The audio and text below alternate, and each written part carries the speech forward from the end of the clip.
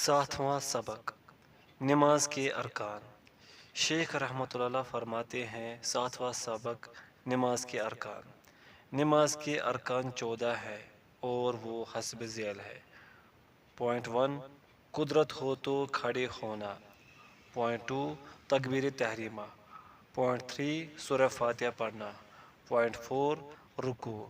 Point 5 رکوع کے بعد قومہ میں ٹھیک سے کھڑے ہونا۔ پوائنٹ 6 7 اعضاء پر سجدہ کرنا۔ پوائنٹ 7 سجدہ سے سر اٹھانا۔ پوائنٹ 8 دو سجدوں کے درمیان بیٹھنا۔ پوائنٹ 9 تمام افعال نماز میں اطمینان ہونا۔ پوائنٹ 10 ارکان میں ترتیب ہونا۔ پوائنٹ 11 آخری تشہد۔ پوائنٹ 12 آخری تشہد کے لیے بیٹھنا۔ پوائنٹ 13 نبی کریم صلی اللہ علیہ وسلم پر درود شریف پڑھنا۔ پوائنٹ 14 دونوں طرف سلام پھیرنا۔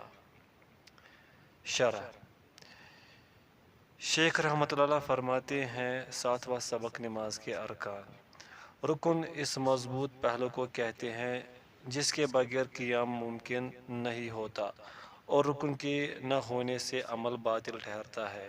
اس سے عمدن سہون یا جہالت کسی بھی وجہ سے چھوٹ نہیں مل سکتی، اس لیے کہ ارکان کے بغیر عبادت کا قیام ممکن نہیں ہوتا، جیسا کہ ستونوں کے بغیر عمارت کا قائم ہونا ممکن نہیں ہوتا۔ جب عمارت کے ستونوں میں سے کوئی ستون گر جائے تو عمارت منہدم ہو جاتی ہے، پس نماز بھی اپنے ارکان کے بغیر قائم نہیں ہو سکتی۔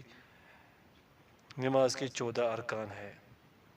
حاشیہ ارکان جب رکن رہ جائے تو نماز باطل ہو جاتی ہے، خواہ جان بوجھ کر رکن کو ترک کر دیا جائے یا پھر بھول سے رہ جائے۔ وہ رکعت باطل ہو جاتی ہے جس میں کوئی رکن رہ گیا ہے اور بعد والی رکعت اس پہلی رکعت کی جگہ لے لی گی۔ اس کی مثال نماز عصر کی نماز پڑھ رہا تھا، پہلے رکعت میں سجدہ رہ گیا، دوسری رکعت میں یاد آیا کہ پہلی رکعت میں سجدہ رہ گیا ہے تو وہ دوسری رکعت پہلی رکعت کے قائم مقام ہوگی، یعنی دوسری رکعت پہلی شمار ہوگی اور سجدہ رہ جانے والی رکعت ادا کرنا ہوگی۔ واجبات اگر واجبات میں سے کوئی واجب جان بوجھ کر چھوڑ دیا جائے تو نماز باطل ہو جاتی ہے، اور اگر بھول کر رہ جائے تو سجدہ سہو کر کے اس کا ازالہ کیا جاتا ہے۔ سنن کوئی سنت اگر جان بوجھ کر چھوڑ دی جائے یا بھول کر رہ جائے تو اس سے نماز باطل نہیں ہوتی، لیکن نماز کے اجر میں ضرور کمی آ جاتی ہے۔ حاشیہ مکمل ہوا۔ نماز کے 14 ارکان ہیں۔ پہلا رکن قیام۔ اگر انسان کو طاقت ہو تو فرض نمازوں میں قیام کرنا لازم ہے۔ مؤلف رحمۃ اللہ نے یہاں سے اپنی بات شروع کی ہے کیونکہ اسے باقی تمام ارکان پر سبقت حاصل ہے۔ جو کوئی کھڑا ہونے پر قدرت رکھتا ہو مگر فرض نماز بیٹھ کر پڑھ لے تو اس کی نماز درست نہیں ہوگی، کیونکہ قیام نماز کا رکن ہے۔ جب تک انسان اس پر قادر ہو اس سے چھٹکارا حاصل نہیں ہو سکتا۔ اللہ تعالیٰ کا فرمان گرامی ہے، حافظوا علی الصلوات والصلاة الوسطی وقوموا للہ قانتین۔ نگہبانی کرو سب نمازوں کی اور بیچ کی نماز کی اور کھڑے ہو اللہ کے حضور ادب سے۔ سورۃ البقرہ۔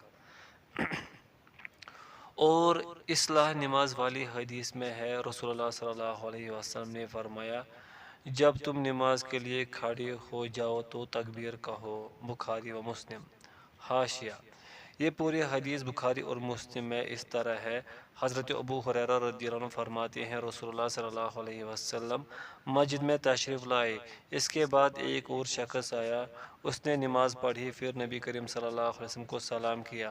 آپ نے سلام کا جواب دے کر فرمایا کہ واپس جاؤ اور پھر نماز پڑھ کیونکہ تو نے نماز نہیں پڑھی۔ وہ شخص واپس گیا اور پہلے کی طرح نماز پڑھی اور پھر آ کر سلام کیا، لیکن آپ نے اس مرتبہ بھی یہی فرمایا کہ واپس جا اور دوبارہ نماز پڑھ، کیونکہ تو نے نماز نہیں پڑھی۔ آپ نے اس طرح 3 مرتبہ کیا۔ آخر اس شخص نے کہا کہ اس ذات کی قسم جس نے آپ کو حق کے ساتھ مبعوث کیا ہے، میں اس کے علاوہ اور کوئی اچھا طریقہ نہیں جانتا، اس لیے آپ مجھے نماز سکھا دیجیے۔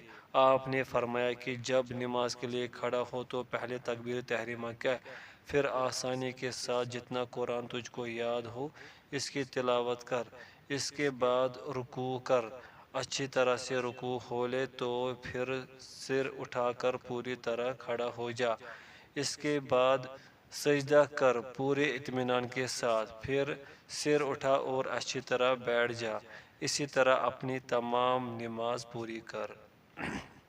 حاشیہ مکمل ہوا۔ اور ایک دوسری حدیث میں ہے، رسول اللہ صلی اللہ علیہ وسلم نے فرمایا، کھڑے ہو کر نماز پڑھو، اگر اس کی استطاعت نہ ہو تو بیٹھ کر نماز پڑھ لو۔ جب انسان کھڑا ہونے پر قادر ہو تو ضروری ہے کہ کھڑی ہو کر ہی نماز پڑھے، اور اگر کسی بیماری وغیرہ کی وجہ کھڑے ہونے کی طاقت نہ ہو تو پھر حسب استطاعت بیٹھ کر یا لیٹ کر نماز پڑھی جائے۔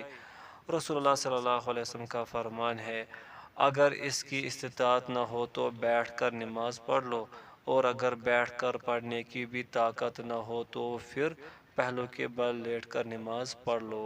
بخاری۔ یعنی جتنا ہو سکے اللہ تعالیٰ کا تقوی اختیار کرو۔ اللہ تعالیٰ کا فرمان گرامی ہے، فاتقوا اللہ ما استطعتم، تو اللہ سے ڈرو جہاں تک ہو سکے۔ سورہ التغابن۔ دیکھنے میں آیا ہے کہ بعض لوگ مسجد میں داخل ہوتے ہیں اور پھر وہ ایسی جگہ تلاش کرتے ہیں جو کرسی کے لیے خاص ہو، پھر وہاں سے ایک کرسی اٹھا کر صف کے درمیان میں اپنی جگہ پر رکھ کر اس پر بیٹھ جاتا ہے اور پھر بیٹھے ہوئے تکبیر تحریمہ کہتا ہے، حالانکہ وہ چلتے ہوئے مسجد میں آیا تھا، اور اگر اس کے ساتھ کوئی ساتھی یا جاننے والا ہو تو کافی دیر تک اس کے ساتھ کھڑا رہ کر گپ شپ لگاتا رہے۔ اتنی دیر تک کھڑا رہنے کی قدرت کے باوجود وہ بیٹھ کر نماز پڑھتا ہے۔ جس انسان کی یہ حالت ہو وہ چلتے ہوئے مسجد میں داخل ہو، اسے چاہیے کہ کم از کم وہ کھڑے ہو کر تکبیر تحریمہ کہے، اور پھر اگر وہ بیٹھنے کی ضرورت محسوس کرے تو بیٹھ جائے، خصوصاً جب قیام تھوڑا لمبا ہو جائے اور اس پر قیام میں مشقت ہو تو بیٹھ جائے۔ لیکن رہ گیا ایسے ہی بیٹھ کر نماز کو شروع کرنا، جبکہ وہ اپنے پاؤں پر چلتے ہوئے مسجد آیا تھا اور خود اپنے لیے جگہ کا انتخاب کیا اور پھر بیٹھ گیا۔ ایسے لوگ کو تنبیہ کرتے ہوئے مسئلہ سے آگاہ کرنا چاہیے۔ دوسرا رکن، تکبیر تحریمہ کہنا۔ اس تکبیر کو تحریمہ یا تکبیر احرام اس لیے کہتے ہیں کہ یہ تکبیر نماز کی کنجی ہے اور اسی سے نماز شروع ہوتی ہے۔ اس کے بغیر نہ نماز شروع ہو سکتی ہے اور نہ ہی اس کے بغیر تحریم حاصل ہوتی ہے۔ یہ بات تو معلوم شدہ ہے کہ صرف اس تکبیر کے کہنے سے نمازی پر وہ کام حرام ہو جاتے ہیں جو اس سے پہلے حرام نہیں تھے۔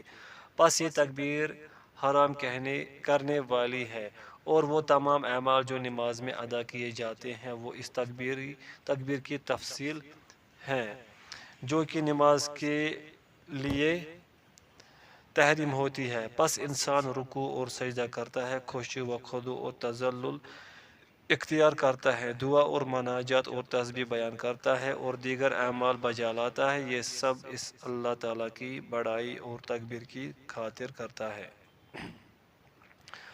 پس جو کوئی اس تکبیر کے بغیر نماز میں داخل ہوتا ہے یا اس کے ان الفاظ کے علاوہ کوئی دوسرے الفاظ اختیار کرتا ہے، جیسے اللہ اعظم یا اللہ اجل یا اس طرح کا کوئی دوسرا لفظ، تو اس کی نماز درست نہیں ہوتی، کیونکہ اس نے نماز کی تحریم کے الفاظ تکبیر کی شکل میں ادا نہیں کی۔ جبکہ رسول اللہ صلی اللہ علیہ وسلم نے دوسرے تمام تر الفاظ کو چھوڑ کر ان الفاظ کو متعین کیا ہے۔ اصلاح نماز والی حدیث میں ہے، رسول اللہ صلی اللہ علیہ وسلم نے فرمایا، جب تم نماز کے لیے کھڑے ہو جاؤ تو تکبیر کہو، بخاری مسلم۔ تیسرا رکن، سوم، سورۃ فاتحہ پڑھنا۔ یہ قرآن کی سب سے عظیم ترین سورت ہے۔ اس کی تلاوت کرنا ہر نماز بلکہ ہر نماز کی ہر رکعت کا رکن ہے۔ اللہ تعالیٰ نے دن اور رات میں 17 مرتبہ اس سورت کا پڑھنا اپنے بندوں پر فرض کیا ہے، جو اس سورت کی عظمت کی دلیل ہے۔ اور اس کی شان یہ بھی ہے کہ اللہ تعالیٰ نے اس سورت کو نماز کا نام دیا ہے۔ حدیث قدسی میں ہے، نبی کریم صلی اللہ علیہ وسلم نے فرمایا، اللہ تعالیٰ فرماتے ہیں، ترجمہ، سورۃ فاتحہ میرے اور میرے بندے کے درمیان 2 حصوں میں تقسیم کر دی ہے، اور میرے بندے کے لیے وہ ہے جو وہ مانگے۔ جب بندہ کہتا ہے الحمدللہ رب العالمین تو اللہ تعالیٰ فرماتے ہیں، میرے بندے نے میری حمد بیان کی۔ اور جب وہ کہتا ہے الرحمن الرحیم تو اللہ تعالیٰ فرماتے ہیں، میرے بندے نے میرے ثنا بیان کی۔ اور جب وہ کہتا ہے مالک یوم الدین تو اللہ تعالیٰ فرماتے ہیں، میرے بندے نے میری بزرگی بیان کی۔ اور جب وہ کہتا ہے ایاک نعبد و ایاک نستعین تو اللہ تعالیٰ فرماتے ہیں، یہ میرے اور میرے بندے کے درمیان ہے، اور بندے کے لیے وہ ہے جو اس نے مانگا ہے۔ جب وہ کہتا ہے اہدنا الصراط المستقیم صراط الذین انعمت علیہم غیر المغضوب علیہم ولا الضالین تو اللہ تعالیٰ فرماتے ہیں، یہ میرے بندے کے لیے ہے اور میرے بندے کے لیے وہ ہے جو اس نے مانگا۔ صحیح مسلم۔ صحیح حدیث شریف میں آتا ہے، رسول اللہ صلی اللہ علیہ وسلم نے ارشاد فرمایا، اس کی کوئی نماز نہیں جو سورۃ فاتحہ نہ پڑھے، بخاری و مسلم۔ اس سورت کے ناموں میں سے ایک نام ام القرآن بھی ہے، اس لیے علماء کرام رحمہ اللہ کے قول کے مطابق یہ سورت ان تمام مضامین کو شامل ہے جن کی تفصیل پورے قرآن مجید میں ہے۔ اس میں بہت ہی عظیم اور نفع بخش دروس ہے۔ جب مسلمان سے مطلوب ہے کہ قرآن کریم میں تدبر کرے، جیسا کہ فرمان الہی ہے، افلا یتدبرون القرآن، تو کیا وہ قرآن میں غور و فکر نہیں کرتے؟ سورہ محمد۔ تو پھر اس سورت کی کیا شان ہوگی جس کو مسلمان باقاعدگی کے ساتھ پڑھتا رہتا ہے، بلکہ بطور فریضہ ایک دن اور رات میں 17 بار اس کی تلاوت کرتا ہے۔ اگر انسان اس چیز کو دیکھے کہ جب بچہ 7 سال کی عمر کو پہنچتا ہے اور وہ اپنی اس کم عمری میں نماز شروع کرتا ہے تو اس نے اپنی زندگی میں اس سورت کی تلاوت کتنی بار کی ہوگی، تو اسے ضرور یہ احساس اور شعور بھی ہو جائے گا کہ مقصود صرف اس سورت کی تلاوت کرنا ہی نہیں بلکہ اس کے معنی اور دلائل پر تدبر کر کے انہیں سمجھنا ہے۔ اس میں مختلف دروس اور انتہائی بلیغ عبرتیں ہیں، حتیٰ کہ ہر بار تدبر و تفقہ اور اس کی مدلولات میں بصیرت کے ساتھ اس کی تلاوت کی جائے۔ قابل افسوس بات یہ ہے کہ بہت سارے مسلمان اس سورت کو پڑھتے تو ہیں مگر ان کو یہ پتہ نہیں ہوتا کہ اہدنا الصراط المستقیم ایک دعا ہے، اور یہ کہ وہ ان الفاظ میں اللہ تعالیٰ سے سب سے بڑی عظیم الشان اور جلیل القدر امر کا سوال کر رہا ہوتا ہے کہ اسے صراط مستقیم کی طرف ہدایت دی جائے۔ اس سورت کی اس شان کی وجہ سے اللہ تعالیٰ نے ہم پر واجب کیا ہے کہ ہم ایک دن اور ایک رات میں کم از کم 17 بار اس کی تلاوت کریں۔ اس سورت میں دعا سے پہلے اللہ تعالیٰ کی بزرگی، اس کی تعظیم اور بڑائی کا بیان ہے اور اس کے لیے عبودیت کا اقرار ہے۔ رکن چہارم، ہر رکعت میں رکوع کرنا اللہ تعالیٰ کا فرمان گرامی ہے۔ یا ایھا الذین آمنوا ارکعوا واسجدوا واعبدوا ربکم، اے ایمان والو رکوع اور سجدہ کرو اور اپنے رب کی بندگی کرو، سورۃ الحج۔ اور اللہ تعالیٰ کا فرمان گرامی ہے، وارکعوا مع الراکعین، اور رکوع کرنے والوں کے ساتھ رکوع کرو، سورۃ البقرہ۔ پس رکوع کرنا نماز کا رکن ہے، اس کے بغیر نماز درست نہیں ہوتی۔ اور اصلاح نماز والی حدیث میں ہے، رسول اللہ صلی اللہ علیہ وسلم نے فرمایا، اس کے بعد رکوع کر حتیٰ کہ اچھی طرح سے رکوع ہو جائے، بخاری و مسلم۔ رکن پنجم، رکو کے بعد اعتدال یعنی رکو سے یوں اٹھے سیدھا کھڑا ہو جائے اور ہر ایک ہڈی اپنی جگہ پر چلی جائے جیسے کہ حدیث شریف میں ہے، تو پھر رکو سے سر اٹھا کر پوری طرح کھڑا ہو جا۔ بڑے افسوس کی بات یہ ہے کہ بعض نمازی جب رکوع سے اٹھتے ہیں تو سیدھا کھڑے ہونے سے پہلے ہی سجدے میں چلے جاتے ہیں۔ جو کوئی ایسا کرتا ہے اس کی نماز نہیں ہوتی، اس لیے کہ اس نے نماز کے ارکان میں سے ایک رکن کو ضائع کر دیا اور وہ اپنے اس عمل سے سب سے بری چوری کا ارتکاب کرتا ہے۔ رسول اللہ صلی اللہ علیہ وسلم کا فرمان ہے، سب سے برا چور وہ ہے جو اپنی نماز میں چوری کرتا ہے۔ صحابہ نے عرض کیا، یا رسول اللہ، وہ اپنی نماز میں چوری کیسے کرتا ہے؟ تو آپ نے فرمایا، وہ اس کے رکوع اور سجدہ کو پورا نہیں کرتا۔ ایک روایت میں ہے فرمایا، رکوع اور سجدہ کے بعد اپنی پیٹھ سیدھی نہیں کرتا۔ احمد، صحیح الالبانی۔ چوری کی یہ قسم مال کی چوری سے بھی بہت زیادہ بری ہے، اس لیے کہ مال کا تعلق بندوں کے حقوق سے ہے اور نماز کا تعلق اللہ تعالیٰ کے حقوق سے ہے، اور اللہ تبارک و تعالی کا حق سب سے بڑا اور عظمت والا ہے۔ رکن ششم، 7 اعضاء پر سجدہ کرنا، چہرہ، دونوں ہاتھ، دونوں گھٹنے اور دونوں پاؤں۔ اللہ تعالیٰ فرماتے ہیں، یا ایہا الذین آمنوا ارکعوا واسجدوا واعبدوا ربکم وافعلوا الخیر لعلکم تفلحون۔ اے ایمان والو، رکوع اور سجدہ کرو اور اپنے رب کی بندگی کرو اور بھلے کام کرو تاکہ تم کامیاب ہو جاؤ۔ یہ حکم ہے اور حکم وجوب کے لیے ہوتا ہے۔ صحیحین میں ہے، رسول اللہ صلی اللہ علیہ وسلم نے ارشاد فرمایا، ترجمہ، مجھے 7 اعضاء پر سجدہ کرنے کا حکم ہوا ہے، پیشانی پر اور اپنے ہاتھ سے ناک کی طرف اشارہ کیا، اور دونوں ہاتھ اور دونوں گھٹنے اور دونوں پاؤں کی انگلیوں پر۔ ان اعضاء پر اچھی طرح سے سجدہ کرنا ضروری ہے تاکہ پورے جسم کو سجدہ میں اس کا حصہ مل سکے، وگرنہ اس کی نماز درست نہ ہوگی، جیسے کہ بعض نمازی کرتے ہیں۔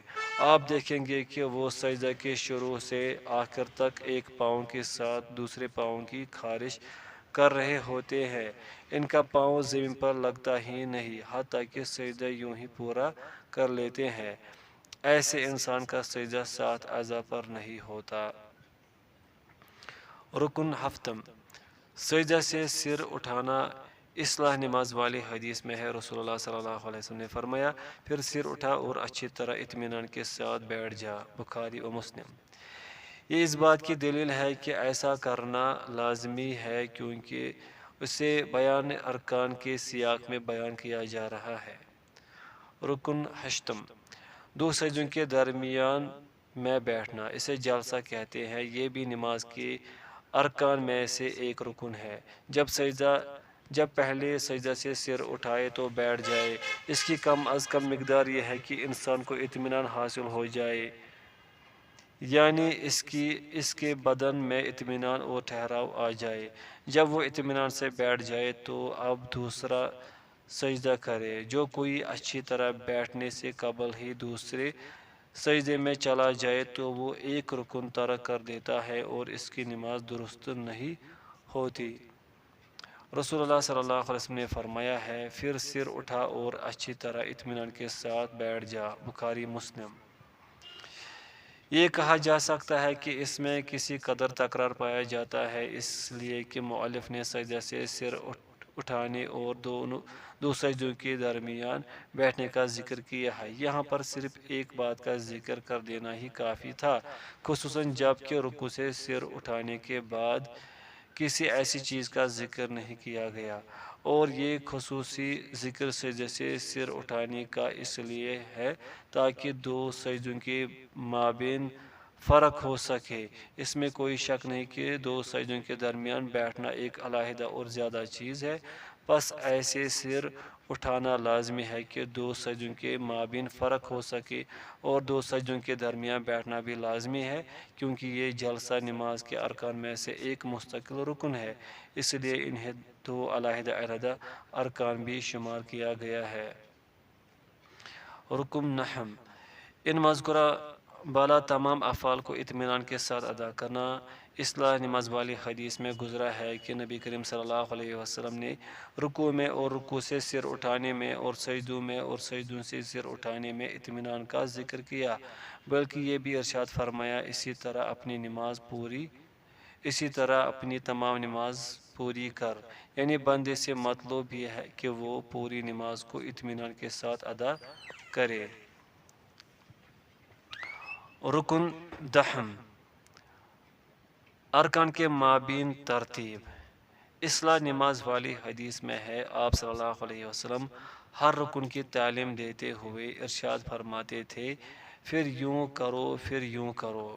لفظ ثم پھر ترتیب کے لیے آتا ہے، اس سے پتہ چلتا ہے کہ یہ ارکان اس ترتیب کے ساتھ ادا کرنے ہیں، ان میں سے کسی ایک رکن کو بھی دوسرے سے مقدم نہیں کیا جائے گا۔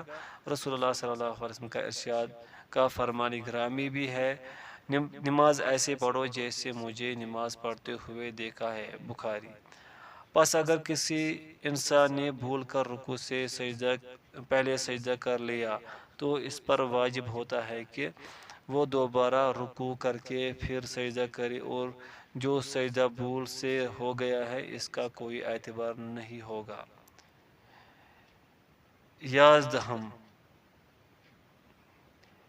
یازدہم و دوازدہم، آخری تشہد اور جلسہ۔ حدیث شریف میں آتا ہے، رسول اللہ صلی اللہ علیہ وسلم کا فرمان گرامی ہے، جب تم میں سے کوئی ایک نماز میں بیٹھے تو اسے چاہیے کہ اتحیات پڑھے، بخاری و مسلم۔ ایک دوسری روایت میں ہے، لیکن یوں کہو اتحیات للہ، بخاری۔ پس آخری تشہد کے لیے بیٹھنا اور آخری تشہد میں درود شریف پڑھنا نماز کے دو ارکان ہیں، جبکہ پہلا تشہد اور اس میں درود شریف پڑھنا یہ دونوں نماز کے واجبات میں سے ہے۔ اگر کوئی انسان بھول کر انہیں ترک کر دے اور تیسرے رکعت کے لیے کھڑا ہو جائے تو اس صورت میں نماز کے آخر میں سہو کے دو سجدوں سے اس کا ازالہ ممکن ہے۔ سیزدہم، نبی کریم صلی اللہ علیہ وسلم پر درود شریف پڑھنا۔ اس لیے رسول اللہ صلی اللہ علیہ وسلم کا حکم گرامی ہے، یوں درود پڑھا کرو، اللہم صلی علی محمد وعلی آل محمد کما صلیت علی ابراہیم وعلی آل ابراہیم انک حمید مجید، اللہم بارک علی محمد وعلی آل محمد کما بارکت علی ابراہیم وعلی آل ابراہیم انک حمید مجید۔ اے اللہ، محمد صلی اللہ علیہ وسلم اور آل محمد پر اس طرح رحمت نازل کر جس طرح تو نے ابراہیم اور آل ابراہیم پر رحمت نازل کی، بے شک تو تعریف و بزرگی والا ہے۔ اے اللہ، محمد صلی اللہ علیہ وسلم اور آل محمد پر اس طرح برکت نازل فرما جس طرح تو نے ابراہیم اور آل ابراہیم پر برکت نازل کی، بے شک تو تعریف و بزرگی والا ہے، بخاری و مسلم۔ چہردہم، دونوں طرف سلام پھیرنا۔ اس کی دلیل رسول اللہ صلی اللہ علیہ وسلم کا یہ فرمان گرامی ہے، نماز کو حرام کرنے والی چیز تکبیر تحریمہ ہے اور حلال کرنے والی چیز سلام پھیرنا ہے، صحیح مسلم۔ نماز کے یہ 14 ارکان ہیں، ان میں سے 5 یعنی تکبیر تحریمہ، قراءت فاتحہ اور آخری تشہد اور نبی کریم صلی اللہ علیہ وسلم پر درود شریف اور دونوں طرف سلام قولی ارکان ہے اور باقی فعلی ارکان ہے۔ 8واں سبق، نماز کے واجبات۔ شیخ رحمۃ اللہ فرماتے ہیں، 8واں سبق، نماز کے واجبات۔ نماز کے واجبات 8 ہیں۔ پوائنٹ 1، تکبیر تحریمہ کے علاوہ بقیہ ساری تکبیرات۔ پوائنٹ 2، امام اور منفرد کا سمیع اللہ لمن حمدہ کہنا۔ پوائنٹ 3، سب کا ربنا ولک الحمد کہنا۔ پوائنٹ 4، رکوع میں سبحان ربی العظیم کہنا۔ پوائنٹ 5، سجدے میں سبحان ربی الاعلیٰ کہنا۔ 6 دونوں سجدوں کے درمیان رب اغفرلی کہنا۔ 7 تشہد اول۔ 8 تشہد اول کے لیے بیٹھنا۔ شرح شیخ رحمۃ اللہ فرماتے ہیں 8واں سبق نماز کے واجبات۔ نماز کے واجبات وہ اقوال و افعال ہیں جن کا نماز میں ادا کرنا واجب ضروری ہے، مگر ان کا مرتبہ رکن سے کم ہوتا ہے۔ پس اس بنا پر اگر کوئی انسان کسی واجب کی ادائیگی بھول جائے تو نماز کے آخر میں سہو کے 2 سجدے کر کے اس کا تدارک کیا جا سکتا ہے، اور اگر کوئی جان بوجھ کر واجب چھوڑ دے تو اس کی نماز باطل ہو جاتی ہے۔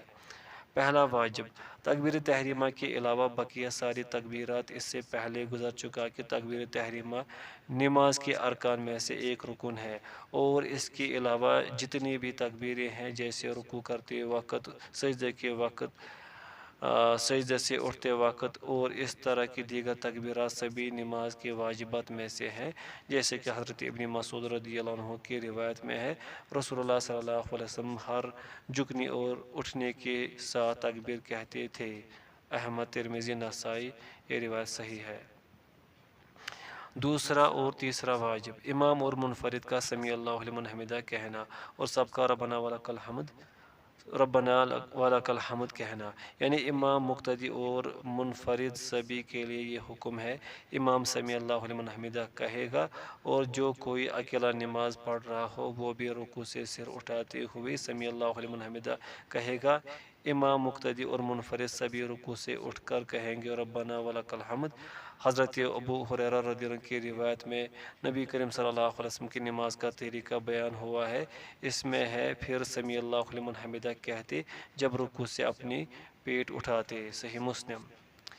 حضرت ابو ہریرہ رضی اللہ عنہ سے ہی روایت ہے کہ پھر نبی کریم صلی اللہ علیہ وسلم ربنا ولک الحمد کہتے، اور بعض روایت میں ہے اللہم ربنا ولک الحمد کہتے۔ بخاری، مسلم۔